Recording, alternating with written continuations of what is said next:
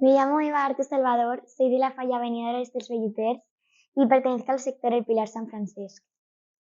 ¿Eres fallera o poco fallera? Soy muy fallera porque soy fallera desde que nací. ¿Y toda la familia también es muy fallera o solo eres tú? ¿Y desde cuándo eres fallera? Toda mi familia es muy fallera y siempre nos lo pasamos súper bien y soy fallera desde que nací.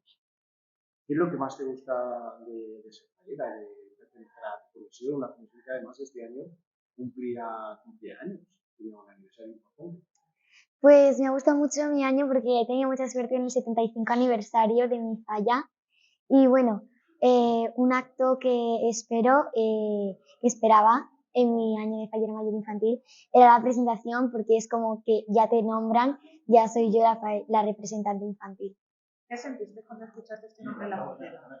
Pues no me lo esperaba y menos la primera, fue una sensación inolvidable y esa noche nunca la olvidaré.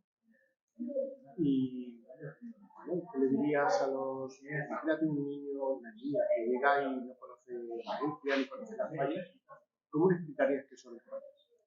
Pues yo creo que las fallas son una fiesta muy importante de Valencia, que son indescriptibles porque son muy bonitas y que cada uno está en una falla, estamos agrupados por sector y el día 19 se queman todas las fallas. Y si tuvieras que hacer una vida, ¿qué dirías? Pues yo diría que se preparen porque estas fallas van a ser increíbles, que espero representarles muy bien y que ya estamos en fallas. Te deseamos la mayor de las suertes, que tengas un reinado, un año maravilloso y magnífico, que vamos a ver de muchos actos. Y me gustaría que mandaras un saludo para toda la gente que va a ver este entrevista.